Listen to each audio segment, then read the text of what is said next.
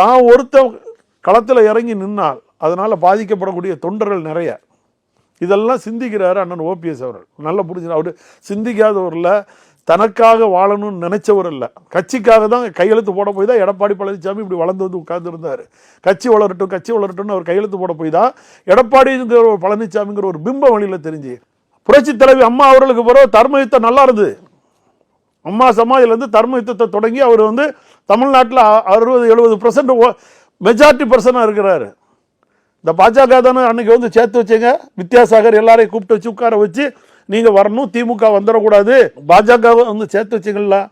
அவ்வளோ பெரிய டாப் லெவலில் ஒரு லீடர்ஷிப்பில் அம்மாவால் காட்டப்பட்ட முகங்கிறவரே இறங்கி வந்து பண்ணார்ல.